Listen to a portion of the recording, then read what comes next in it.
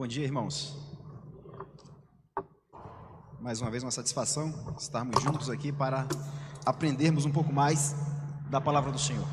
Vou pedir que você abra sua Bíblia no livro do profeta Ezequiel, lá no capítulo 16.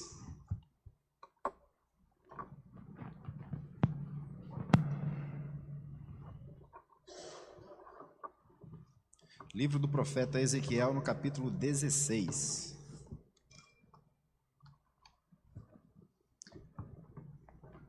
Ô João, dá para soltar o slide aqui? Antes, vamos orar ao Senhor. Senhor nosso Deus e nosso Pai, estamos diante da palavra do Senhor. Pedimos que, por meio da ação do Teu Espírito Santo, o Senhor nos conduza para entendermos o que a Tua palavra deseja nos dizer e que possamos extrair dela aquilo que o Senhor escreveu, que nós não deturpamos a mente do Senhor e que o Teu Espírito nos conduza na correta compreensão da Tua palavra. É no nome de Jesus. Amém.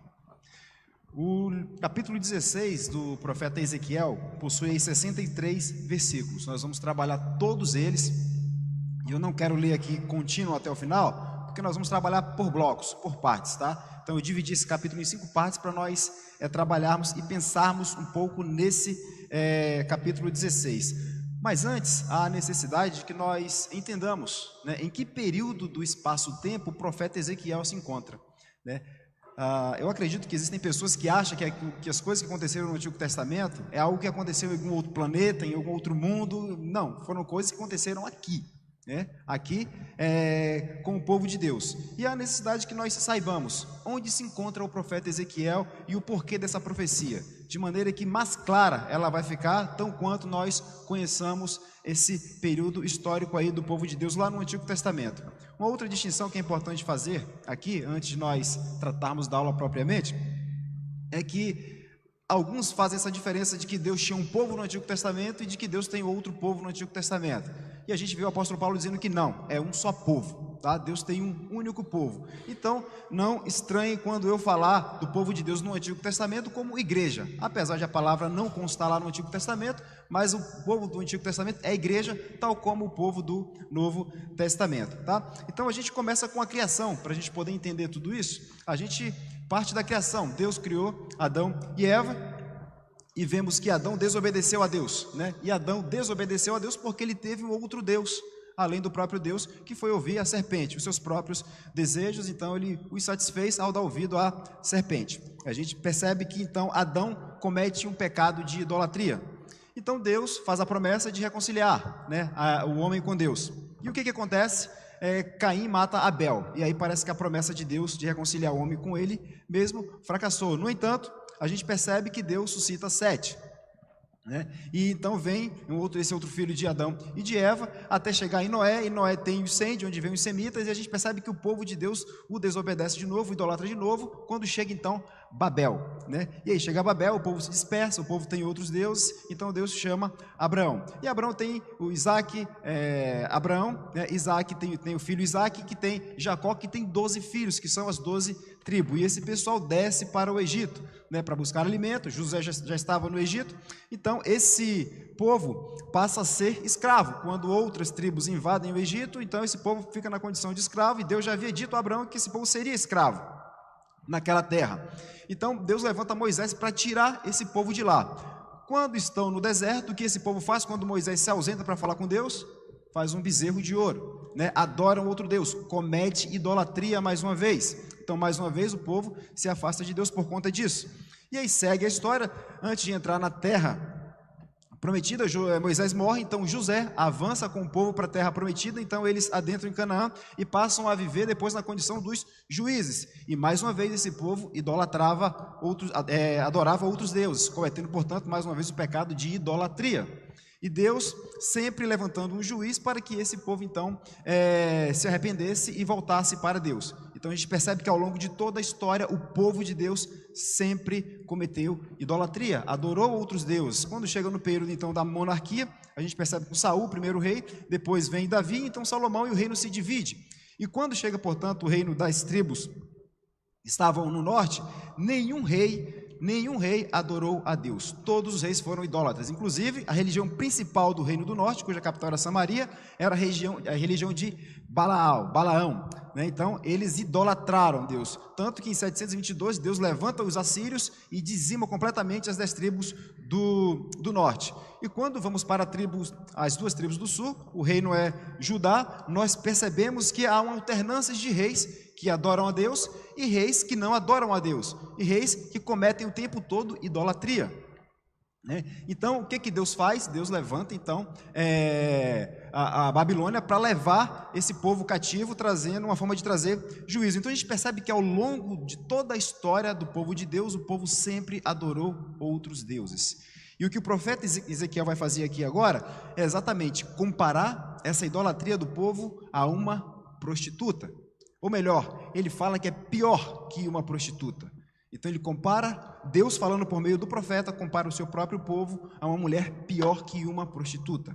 É nesse contexto que o profeta Ezequiel vai então profetizar, e ele está profetizando para as 2 tribos do sul, o reino de Judá. Tanto Ezequiel quanto Jeremias quanto Daniel estão profetizando ali nas 2 tribos do sul. Então vai ter essa comparação com uma prostituta. O que Deus fez pelo seu povo, como o povo retribuiu a Deus e como Deus ainda manteve a sua aliança. Então essa vai ser toda a narrativa aqui de Ezequiel, tá? Então não sintam-se ofendidos com os termos que a própria Bíblia vai usar, tá? Porque a própria Bíblia é quem vai usar esses termos, e aí, abrindo o texto bíblico, eu não posso me eximir de citar o texto tal como ele está escrito aqui. Então a gente vai ler agora os primeiros versículos, a gente vai falar aí do Deus e o seu povo, a gente vai ler os 5 primeiros versículos.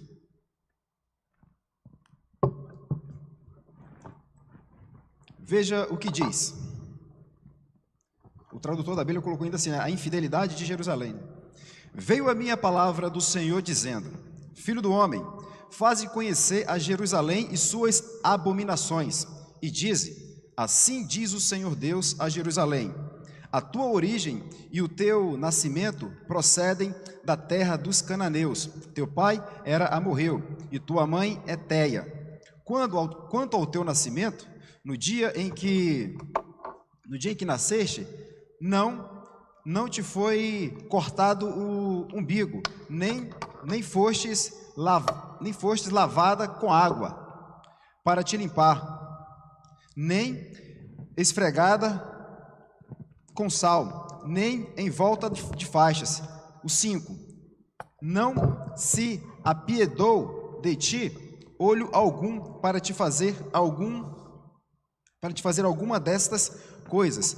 Compadecido de ti, antes fostes lançada em pleno campo no dia em que nasceste, porque tiveram nojo de ti. Então, o que o profeta está aqui nos informando? Deus por meio do profeta, comparando o povo de Deus, Jerusalém, com uma criança que acabara de nascer, que o cordão umbilical ainda não estava cortado, que ninguém queria, que ela não foi lavada, não passaram sal, ou seja, nasceu e foi jogada. Então, o que o profeta está dizendo? Que a criança ali o povo de Deus era desprezado, sujo e enojado, ninguém queria saber dele, né? E que estava condenado à morte. Uma criança, quando nasce, que é jogada no lixo, o que vai acontecer com ela? Morrer, né? Morrer. Então é isso que o profeta está dizendo, né? Então essa criança estava agonizando. Então esses 5 primeiros versículos aqui do texto de Ezequiel 16 está mostrando a condição do povo de Deus, do povo que Deus escolheu. Essa é a condição. E veja o que vai dizer os versículos seguintes. Veja o que vai dizer, a partir do 6. Passando eu por junto de ti, vi-te a revolver-te no teu sangue, e te disse: ainda que estais no teu sangue, vive. E sim, ainda que estais no teu sangue, vive. Eu te fiz multiplicar como o renovo do campo. Cresceste e te engrandeceste, e chegaste a grande formosura. Formaram-se os teus seios, e te cresceram os cabelos. No entanto, estavas nua e descoberta. Passando eu por junto de ti, vi-te, e eis que o teu tempo era tempo de amores. Estendi sobre ti as abas do meu manto, e cobri a tua nudez. Dei-te juramento e entrei em aliança contigo, diz o Senhor Deus, e passaste a ser minha. Então te lavei com água e te enxuguei do teu sangue e te ungi com óleo. Também te vesti de roupas bordadas e te calcei com couro da melhor qualidade e te cingi de linho fino e te cobri de seda. 11. Também te adornei com enfeites e te pus braceletes nas mãos e colar à roda do teu pescoço. Coloquei-te um pendente no nariz, arrecadas nas orelhas e linda coroa na cabeça. Assim foste ornada de ouro e prata. O teu vestido era de linho fino e de seda e de bordados. Nutriste-te de flor, de farinha, de mel e azeite. Era formosa em extremo e chegaste a ser rainha. 14. Correu a tua fama entre as nações por causa da tua formosura, pois era perfeita por causa da minha glória que eu pusera em ti, diz o Senhor. Então o povo de Deus é comparado a uma criança que nasce, é jogada para morrer. Deus vê essa criança, pega essa criança, cuida dessa criança, trata dela, e ela agora está crescendo e está uma formosa mulher. Então Deus está comparando por meio do profeta o povo dele a uma mulher formosa que o próprio Deus cuidou desse povo, né? Então o povo de Deus passou o quê? A ter vida. Se estava condenado à morte, Deus foi lá, pegou esse povo e passou a cuidar desse povo, passou a ter o quê? Vida. E a gente sabe que vida nas Escrituras diz respeito à comunhão com Deus, né? Vida nas Escrituras diz respeito à comunhão com Deus. O profeta Ezequiel, em boa parte de suas profecias, ele vai dizer: cumpre os mandamentos do Senhor e viverás. Obedeça aos estatutos do Senhor e viverás, né? Caso não faça, certamente vai morrer. Então o profeta Ezequiel sempre está trazendo essas afirmações de que o povo de Deus deve amar a lei de Deus. Caso não faça, o que vai acontecer? O povo vai morrer, né? E o que o profeta está nos mostrando aqui? Que Deus cuidou desse povo, que Deus tirou esse povo da condição de morte, que Deus pegou aquela criança que simboliza a igreja de Cristo, né, o povo de Deus, e cuidou, né? Cuidou, tratou, enrolou num pano, deu coroas, né? E fez dela, o texto chega assim, ó, o texto chega a dizer assim, ó, e fez dela chegou a fazer dela uma rainha, e chegou a fazer dela uma rainha. Então a gente percebe o cuidado de Deus com o povo dele. E ter vida nas Escrituras, mais uma vez, à luz do profeta Ezequiel, é ter comunhão com Deus, é obedecer à lei de Deus, é amar a lei do Senhor. Lá o salmista vai dizer que bem-aventurado é aquele que ama a lei do Senhor, né? Nela medita de dia e de noite. É isso que o salmista ele vai dizer sobre amar a lei do Senhor, né? Não anda no meio da roda dos escarnecedores e não se detém no caminho dos pecadores. Antes o seu prazer está na lei do Senhor e nela medita de dia e de noite, né? Então é isso que o profeta está dizendo. Então Deus cuidou do povo dele, né? Simbolizando aqui nessa mulher. Agora ela já está uma mulher, ela já está grande e a fama dela percorreu por todos os cantos. Por conta de quê? Da glória que Deus havia colocado nela. Olha o 14: correu a tua fama entre as nações por causa da tua formosura, pois era perfeita por causa da minha glória em que pusera em ti, diz o Senhor dos Exércitos. Então, a gente começa a perceber que passou a viver essa criança, que o povo de Deus passou a ter vida. Por quê? Porque tinha a glória de Deus naquele povo. E aí a gente começa a pensar, tá, agora o que esse povo vai fazer? Né? Essa criança que estava na condição quase de morta, Deus foi lá, passou a cuidar dessa criança, deu vida a ela, deu formosura, agora ela é bela, né? E a formosura dela percorre as nações. Agora o que ela faz? Vai agradecer a Deus, vai se submeter a Deus, não é isso? Né? Que deveria fazer? E aí vem aqui um ponto muito crucial, né? De contraste. E veja o que essa mulher vai fazer agora. Veja o que essa mulher aqui vai fazer. 15. Mas confiaste na tua formosura e te entregaste à lascívia, graças à tua fama, e te ofereceste a todo o que passava para seres dele. 16. Tomaste dos teus vestidos e fizeste lugares altos, adornados de diversas cores, nos quais te prostituístes. Tais coisas nunca se deram e jamais se darão. O 17, tomaste as tuas joias de enfeite que eu te dei do meu ouro e da minha prata, fizeste estátuas de homens e te prostituíste com elas. Então o que essa mulher agora fez? Essa mulher pegou tudo aquilo que Deus houvera dado para ela, mais uma vez, a mulher está simbolizando o povo de Deus, e fez o quê? Traiu a Deus, se prostituiu, né? São Tomás de Aquino faz uma reflexão sobre os 10 mandamentos, e ele começa dizendo o seguinte, no primeiro mandamento, que não terás outros deuses diante de mim. Quando o povo de Deus adora outros deuses, o que ele está fazendo? Ele está traindo o Senhor, né? E não é simplesmente uma traição, traiu e fica por isso mesmo, não. Quando um rei era traído, aquele traidor era condenado à morte por enforcamento. Então essa reflexão que São Tomás de Aquino faz no livro, quando ele olha para os 10 mandamentos e chama, olha, você é um traidor, e todo traidor, aquele que trai o rei, merece morrer. E foi exatamente o que o povo de Deus fez agora, simbolizado nessa mulher. Lembrando quando ele trata dessas palavras pesadas, prostituíste, você saiu com um, saiu com o outro, está falando exatamente de idolatria, né? Então eu fiz essa primeira introdução falando de como o povo de Deus foi se desviando da vontade de Deus, adorando outros deuses, justamente porque o profeta vai fazer esse paralelo agora, vai fazer essa linguagem agora, usando os termos de uma prostituta, né, de uma meretriz, comparando com a idolatria do povo, como o povo quis adorar outros deuses o tempo todo. O 18, tomaste os teus vestidos bordados e as cobriste o meu óleo e o meu perfume puseste diante delas. O meu pão que te dei, a flor da farinha, o óleo e o mel, com que eu te sustentava, também puseste diante delas, em aroma suave, e assim se fez, diz o Senhor. Ou seja, abandonou completamente Deus. A mulher passou a se prostituir com outros homens. Essa linguagem que o profeta está aqui usando. Abandonou completamente Deus. Deus vestiu a mulher, Deus cuidou da mulher, Deus criou. E quando ela estava grande, tinha uma coroa de rainha, a formosura dela era conhecida. O que ela fez? Não agradeceu a Deus, não se voltou para Deus, simplesmente se comportou como uma prostituta. E pegou tudo aquilo que Deus houvera dado para ela e foi adorar outros deuses. Essa é a linguagem que o profeta Ezequiel aqui está usando. Veja o que ele vai dizer no 20.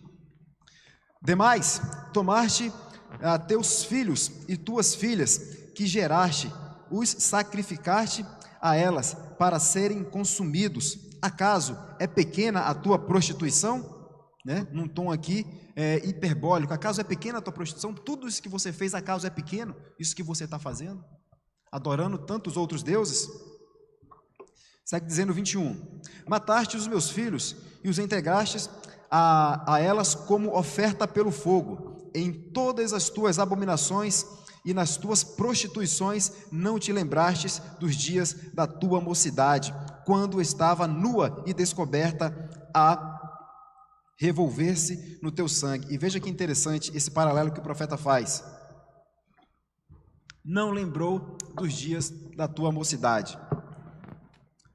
Quando Deus tira o povo dele por meio de Moisés da condição de escravo do Egito e leva até a Canaã e dá a eles a terra que mana leite e mel, o que foi que esse povo fez durante essa saída do Egito? Né?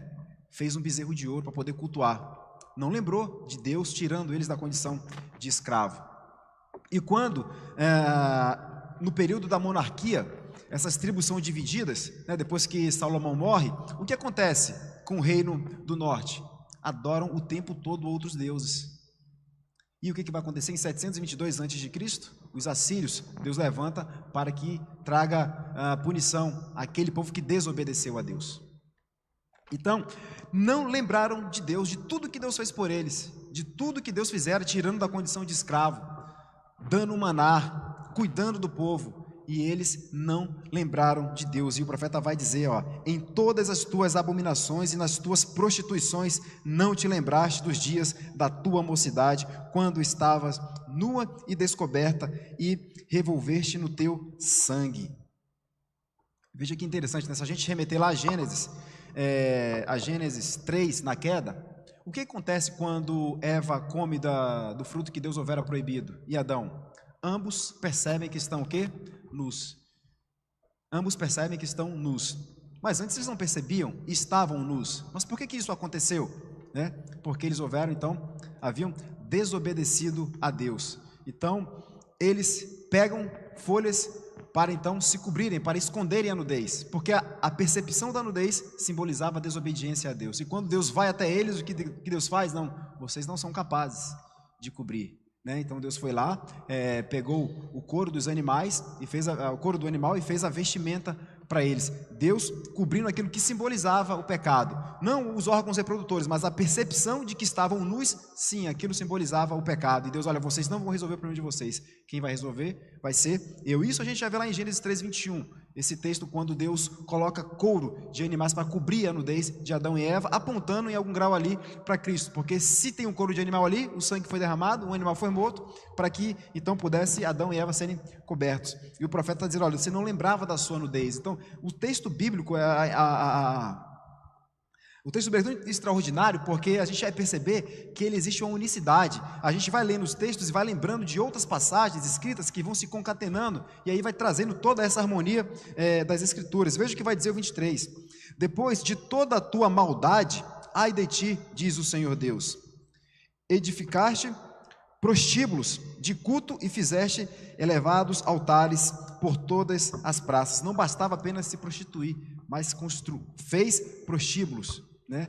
E isso remete muito, principalmente às 10 tribos que estavam lá no norte. O que foi que eles fizeram? Eles fizeram altares. Né? A religião oficial do reino do norte, né, onde a capital era Samaria, era a região de Balaal. Era a religião de um deus pagão. Então o povo adorou o tempo todo em que eles ficaram naquela condição, eles adoraram outros deuses.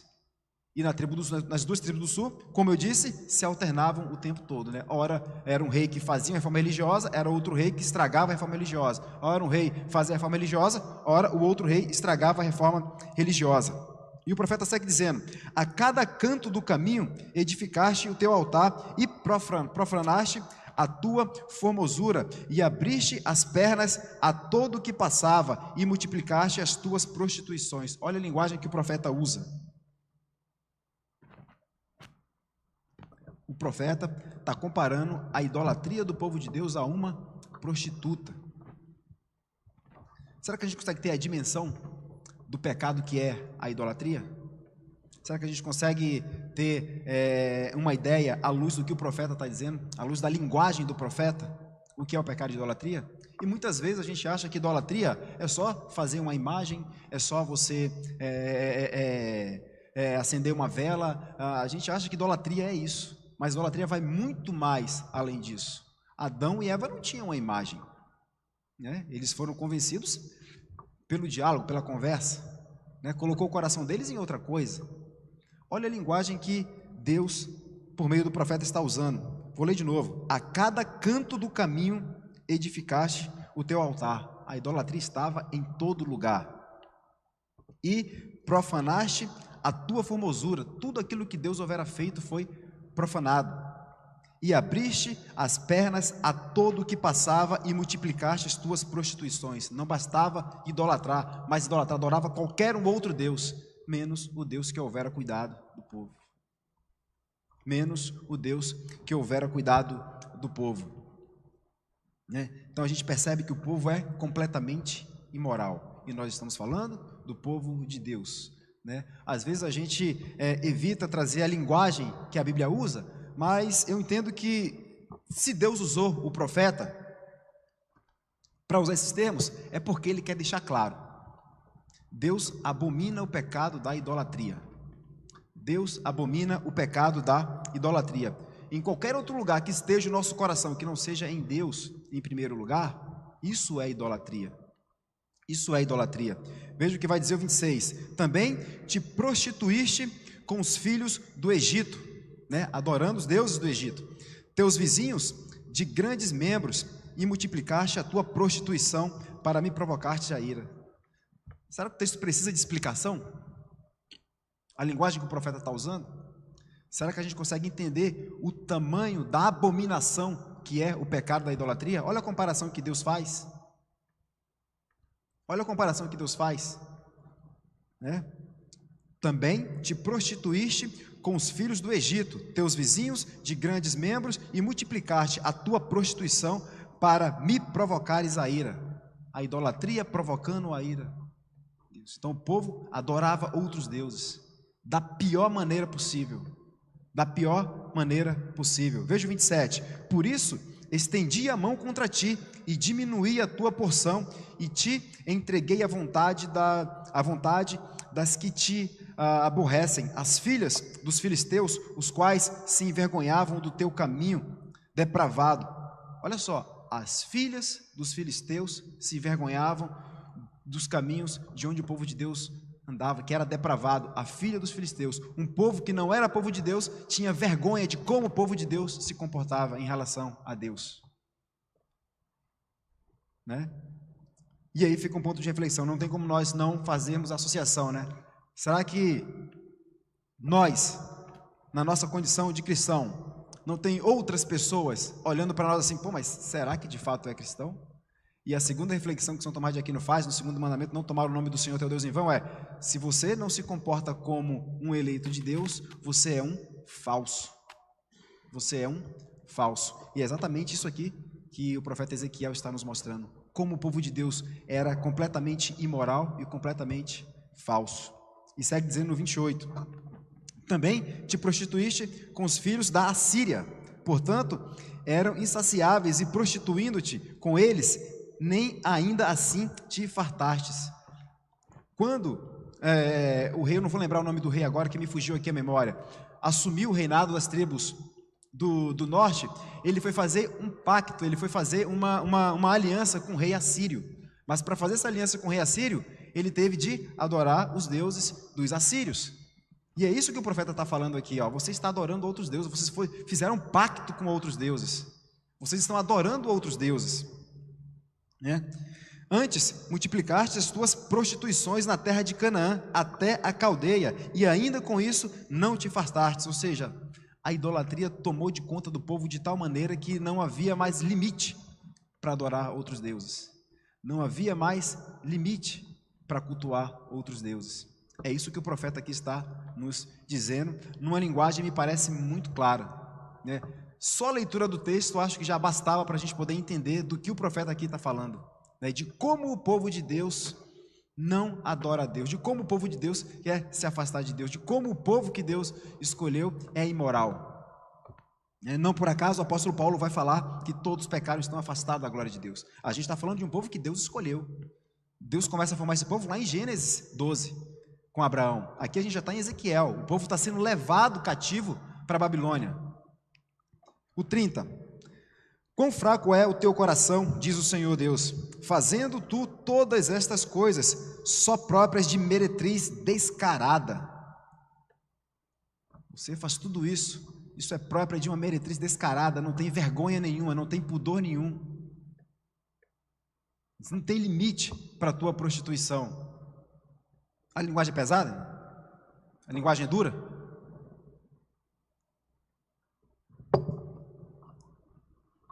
De novo. Quão fraco é o teu coração, diz o Senhor Deus, fazendo tu todas estas coisas, só próprias de meretriz descarada. 31.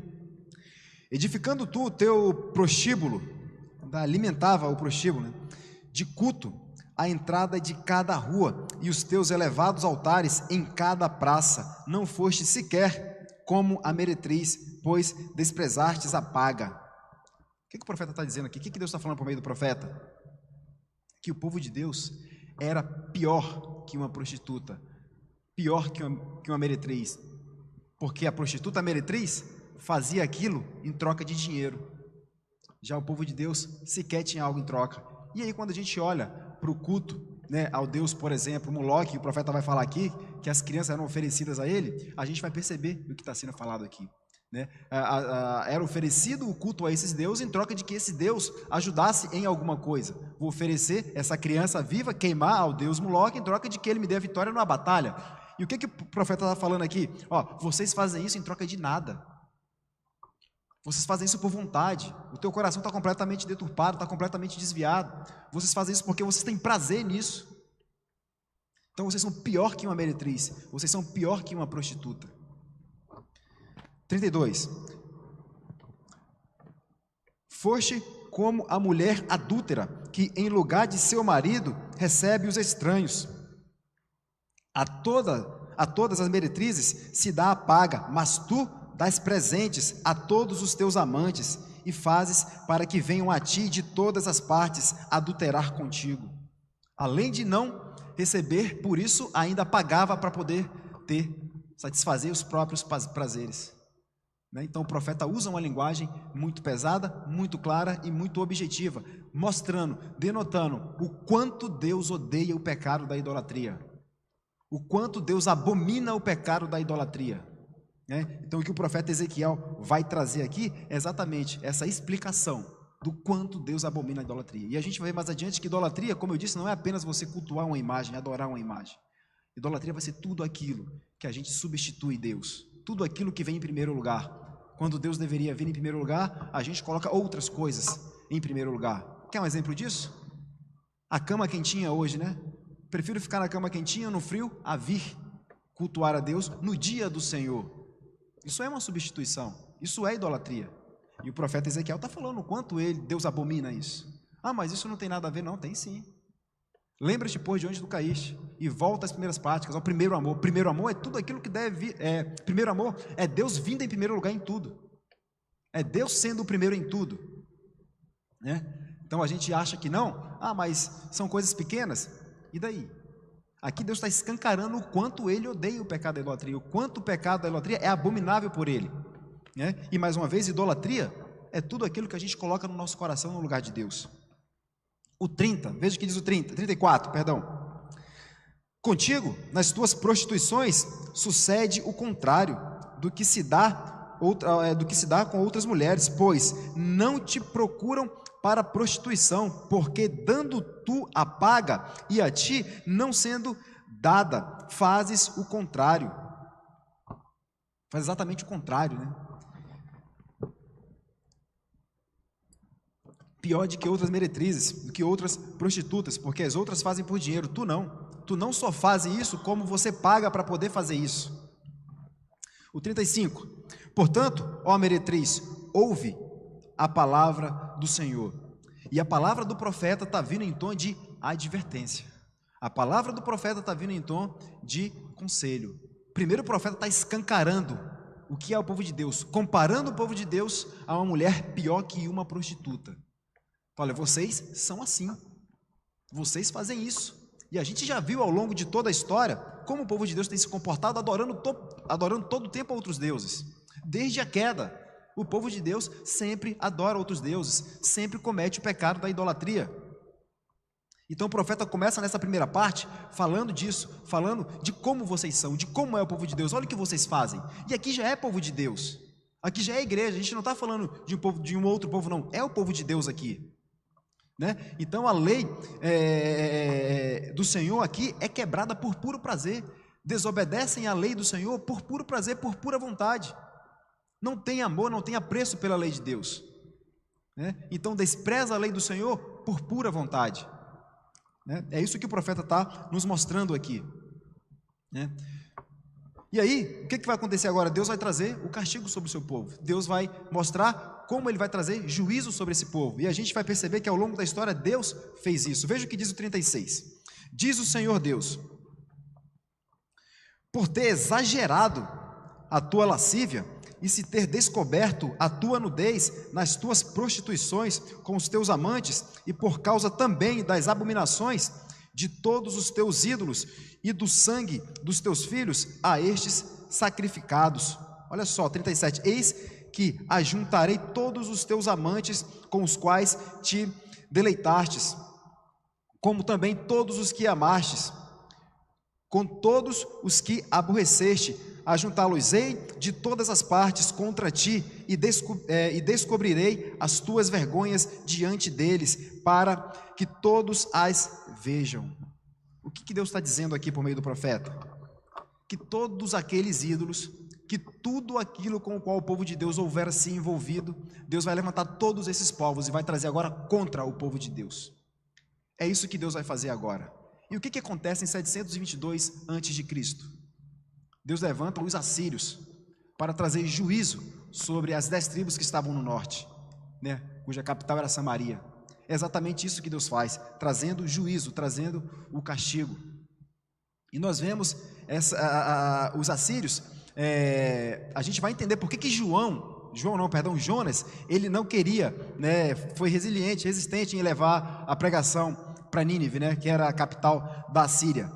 Os assírios pegavam as mulheres grávidas, arrancavam as crianças de dentro delas e ofereciam ao deus Moloque. Os assírios arrancavam as peles das pessoas vivas e as penduravam em estacas. Era isso que os assírios faziam. Foi isso que eles fizeram com muitos das 10 tribos que estavam no norte. Isso eram os assírios. E o que Deus está dizendo aqui? Olha, por conta do teu exagero na prostituição, na idolatria, né, vou trazer o castigo sobre vocês. Vou trazer o castigo sobre vocês. O 38. Julgar-te-ei como são julgadas as adúlteras e as sanguinárias, e te farei vítima de furor e de ciúme. Entregar-te-ei nas suas mãos, e derribarão o teu prostíbulo do culto e os teus elevados altares. Despir-te-ão de teus vestidos, tomarão as tuas finas joias e te deixarão nua, descoberta. Farão subir, 40, farão subir contra ti uma multidão, apedrejar-te-ão e te transpassarão com as suas espadas. Depois de as 10 tribos do norte terem sido dizimadas pelos assírios, o que acontece com as 2 tribos do sul? Deus levanta quem? Os babilônios. Então a Babilônia vem, né, leva as 2 tribos do sul em cativo. Deus trazendo mais uma vez castigo. Mais uma vez, né, as tribos do sul eram aquelas que o reino do sul era aquele que se alternava. Ora tinha um rei que fazia reforma religiosa, ora tinha um rei que idolatrava, ora tinha um rei que fazia reforma religiosa, ora tinha um rei que idolatrava, né? Então Deus também trouxe juízo. Veja o 41. Queimaram as tuas casas e executaram juízos contra ti à vista de muitas mulheres. Farei cessar o teu meretrício e já não darás paga. 42. Desse modo, satisfarei em ti o meu furor, os meus ciúmes se apartarão de ti, e aquietar-me-ei, e jamais me indignarei. Deus trazendo juízo sobre o povo que houvera traído. Mais uma vez, né? O pecado da idolatria é comparado pelo profeta a uma mulher pior que uma prostituta. O 43. Visto que não te lembraste dos dias da tua mocidade e me provocaste a ira, com tudo isto, eis que também eu farei recair sobre a tua cabeça o castigo do teu procedimento, diz o Senhor Deus, e a todas as tuas abominações não acrescentarás esta depravação. Então, quando a gente olha para esse texto e vendo o profeta Ezequiel comparando o comportamento do povo de Deus, mesmo depois de Deus ter pego esse povo, ter cuidado dele, ter sustentado ele, fazendo essa comparação, a gente olha para a história e percebe que Deus trouxe o juízo. A gente olha para a história, vê como os assírios dizimaram as tribos do norte, vê como os babilônios levaram esse povo cativeiro. A gente percebe como esse povo no Antigo Testamento sofreu. E sofreu por quê? Por consequência de suas maldades, por consequência de sua idolatria, por consequência de sua desobediência para com Deus. Olha o 44. Eis que todo o que usa do provérbio usará contra ti, este dizendo, tal mãe, tal filha, tu és filha da tua mãe, que teve nojo de seu marido e de seus filhos, e tu és irmã de tuas irmãs, que invejaram o nojo de seus maridos e de seus filhos. Vossa mãe foi Eteia e vosso pai amorreu.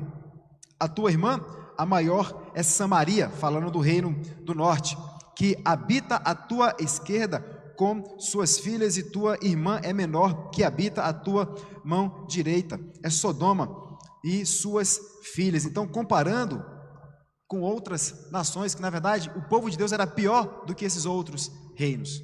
Era pior do que esses outros reinos. 47, todavia, não só andaste nos seus caminhos, nem só fizeste o segundo as suas abominações, mas, como se isto fora muito pouco, ainda te corrompeste mais do que ela em todos os teus caminhos, foi pior que Sodoma. Né? Então, essa mulher que representa o povo de Deus, e a gente vai ver ao longo de toda a Bíblia, essa representação de uma mulher apontando para a igreja de Deus, né? A gente vai olhar, ó, da mulher vai nascer aquele que vai pisar na cabeça da serpente. Depois a gente percebe em Apocalipse o dragão tentando impedir que essa mulher tivesse o filho, né? Então essa mulher, Deus sempre, a Bíblia, né, compara sempre essa mulher, aponta essa mulher como um símbolo da igreja, apontando para a igreja de Deus. Aí ele segue no 48, tão certo como eu vivo, diz o Senhor Deus, não fez Sodoma tua irmã, ela e suas filhas, como tu fizeste, e também tuas filhas. O povo de Deus se comportando muito pior que Sodoma e Gomorra, muito pior que os cananeus, muito pior que os assírios, muito pior que eles. 49, eis que esta foi a iniquidade de Sodoma, tua irmã, soberba, fartura de pão e próspera tranquilidade teve ela e suas filhas, mas nunca amparou o pobre e o necessitado. Não bastasse ainda o povo de Deus não só idolatrar, também fazia pior que eles, não amparava o pobre, não amparava o necessitado. A gente percebe isso no livro do profeta Malaquias, por exemplo. 50, foram arrogantes e fizeram abominações diante de mim, pelo que em vendo isto, as removi dali. Também Samaria não cometeu metade de teus pecados, pois tu multiplicaste as tuas abominações mais do que elas, e assim justificaste as tuas irmãs com todas as abominações que fizeste. O profeta Ezequiel está profetizando para o reino de Judá, de onde vai vir Jesus, da tribo de Judá. E o profeta está dizendo que Judá se comportou de maneira muito pior que o reino do norte, Samaria. E olha que o reino do norte foi idólatra o tempo todo. Não teve um rei sequer que fizesse uma reforma religiosa e voltasse o povo para Deus. Todos os reis foram idólatras. E aqui o profeta está dizendo que o reino do sul foi pior que Samaria. Foi pior que Samaria. 52. Tu, pois, levas a tua ignomínia, desonra, né? A mesma coisa que desonra. Tu que advogaste a causa de tuas irmãs pelo pecado que cometeste, mais abomináveis do que elas mais justas são elas do que tu, envergonhaste logo também e leva a tua ignomínia, pois justificaste as tuas irmãs. 53. Restaurarei a sorte delas, e de Sodoma e de suas filhas, e de Samaria e de suas filhas, e a tua própria sorte entre elas, para que leves a tua ignomínia e sejas envergonhada por tudo o que fizeste, servindo-lhes de consolação, quando tuas irmãs, Sodoma e suas filhas, tornarem ao seu primeiro estado, e Samaria e suas filhas tornarem ao seu, também tu e as tuas filhas tornareis ao vosso primeiro estado. Não usaste como provérbio o nome Sodoma, tua irmã, nos dias da tua soberba. 57. Antes que se descobrisse a tua maldade, agora te tornaste como ela, objeto de opróbrio de filhas da Síria e de todos os que estão ao redor dela, as filhas dos filisteus que te desprezam. 58. As tuas depravações e as tuas abominações tu levarás, diz o Senhor, porque assim diz o Senhor Deus, eu te farei a ti como fizeste, pois desprezaste o juramento, invalidando a aliança. Então Deus fez um pacto com o povo. O profeta Ezequiel vai dizer que esse povo deveria obedecer à lei de Deus, para que eles então vivessem, e se desobedecesse, então morreria. E o profeta então fala aqui que esse povo desobedeceu completamente à lei de Deus. Esse povo quebrou a aliança com Deus e o fez da pior maneira possível. e o fez da pior maneira possível, adorando todo o tempo outros deuses. E adorava outros deuses por puro prazer, por pura vontade. Era assim que esse povo se comportava. E agora, como eu disse, o profeta começa desnudando o povo. Depois ele começa falando de como esse povo vai ser castigado por Deus. E agora ele vai trazer a esperança para esse povo. Porque Deus fez uma aliança com o povo. E para que Deus cumprisse essa aliança, não dependeria ou não depende de como o povo se comportaria. A promessa de Deus nunca esteve condicionada à ação do homem, mas sim pela promessa do próprio Deus. E aí vem um outro contraste aqui. 60. Mas eu me lembrarei da aliança que fiz contigo nos dias da tua mocidade e estabelecerei contigo uma aliança. Quando Adão e Eva desobedecem a Deus, eles recebem uma promessa de que da mulher vai nascer aquele que vai reconciliar o homem com Deus. Deus fez uma promessa. E ao longo da história a gente vai vendo essa promessa sendo desenvolvida. Ela começa com Adão, Deus fazendo essa promessa. Depois a gente percebe essa promessa lá em Noé. Tem inclusive o símbolo externo, o arco-íris, nesse sinal no céu. A gente percebe depois essa promessa em Abraão. Depois a gente continua vendo essa promessa em Davi, até ela culminar lá em Cristo. Então vemos Deus atuando o tempo todo nessa promessa que ele fez a Adão lá em Gênesis 3,15.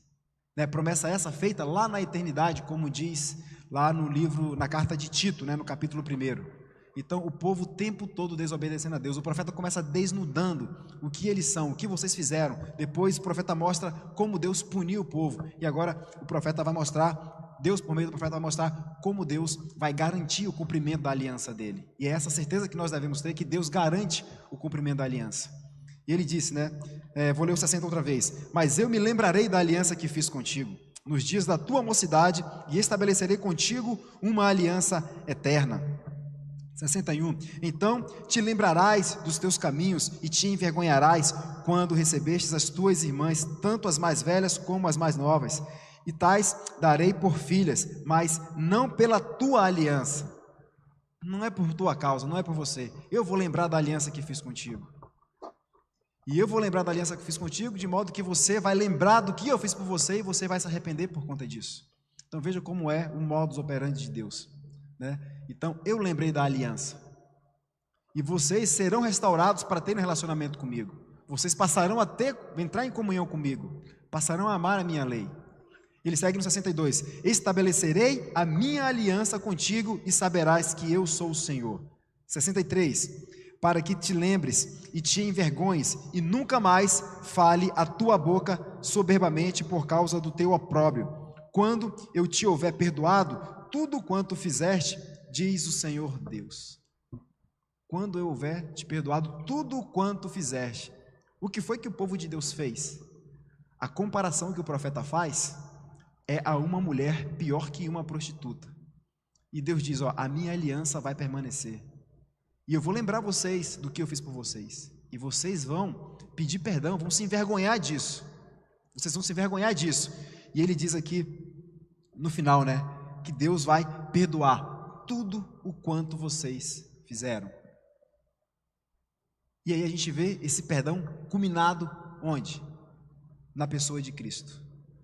Então o profeta está aqui, começa desnudando o povo.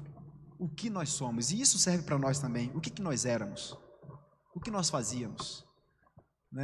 Jesus ele vai dizer, quando ele está na cruz, Deus meu, por que me desamparaste? Citando o Salmo 22.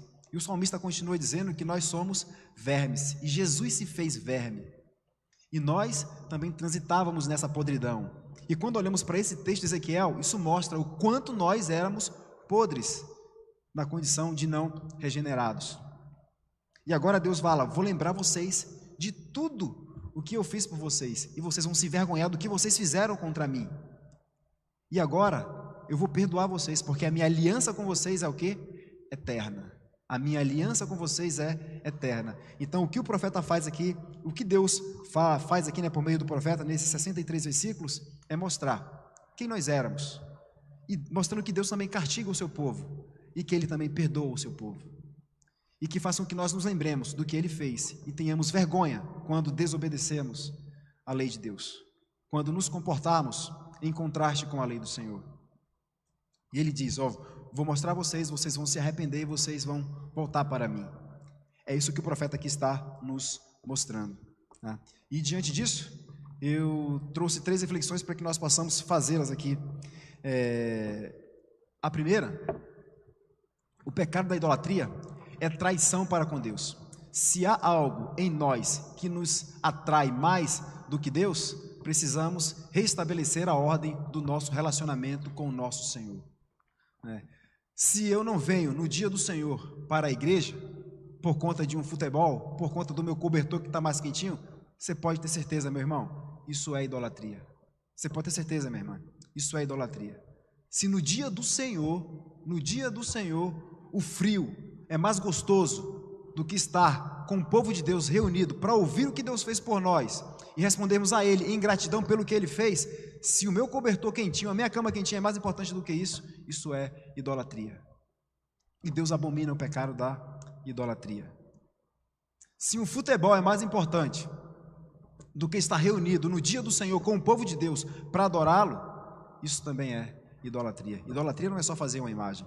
Tudo aquilo que eu coloco em substituição ao Deus, ao nosso Deus, que nos reconciliou com Ele mesmo por meio de Jesus Cristo, isso é idolatria. Isso é idolatria. E oramos a Deus para que Deus nos lembre disso e que possamos nos envergonhar. Então, Deus nos perdoar. Segunda reflexão. Nunca nos esqueçamos do que Deus fez por nós na pessoa do nosso Senhor e Salvador Jesus Cristo. É o que ilustra aqui. Deus fez tudo por aquela mulher. E aquela mulher esqueceu completamente. Ela não lembrou de tudo aquilo que Deus fez por ela. E se comportou pior que uma prostituta. Então nós não esqueçamos do que Deus fez por nós. Lembremos do que Deus fez por nós. Lembremos de quem nós éramos. Lembremos que transitávamos em meio à podridão. E Cristo nos tirou dessa condição. E agora devemos adorá-lo, devemos honrá-lo. Não devemos tomar o nome dele em vão. Não devemos ter outros deuses. Ter outros deuses é trair a Deus. Quando você prefere o seu cobertor, a sua cama quente, a estar no culto reunido com o povo de Deus, você está traindo Deus. Quando você prefere assistir um jogo de futebol ou ir jogar no futebol, ao invés de estar junto com o povo de Deus no dia do Senhor, no dia que Ele separou, você está traindo Deus. Então, não nos esqueçamos do que Deus fez por nós por meio da pessoa de Jesus Cristo. E por fim, a aliança de Deus é eterna. Se você é parte do povo de Deus, tenha comunhão com Ele, amando a lei dEle, amando a lei do Senhor. Amém, meus irmãos? Alguma pergunta, algum comentário? Se não tem, a gente vai orar, agradecendo a Deus por mais esse momento de aprendizado e que Ele tenha misericórdia de nossas vidas e que o Seu Santo Espírito nos conduza para que possamos viver segundo a vontade dEle. Vamos orar? Senhor nosso Deus e nosso Pai, nós pedimos perdão ao Senhor, Deus, porque de fato nós nos voltamos a outras coisas, damos prioridade às outras coisas que não ao Senhor. E sabemos agora, Pai, o quanto o Senhor abomina o pecado da idolatria.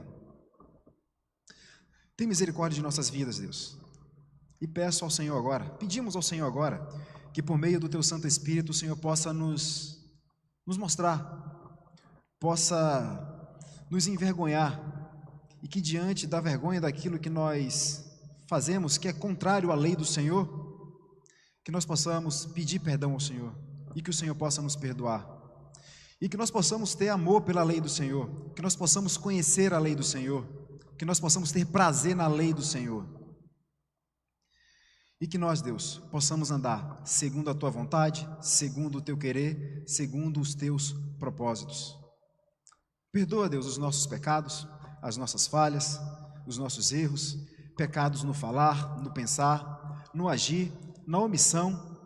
Nos perdoa, Deus.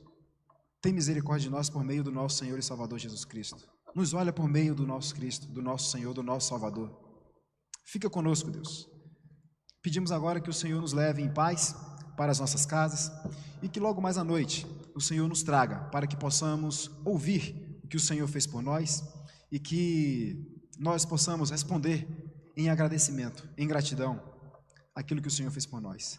É no nome do Teu Santo Filho, o nosso Salvador, que te agradecemos. Amém, Senhor.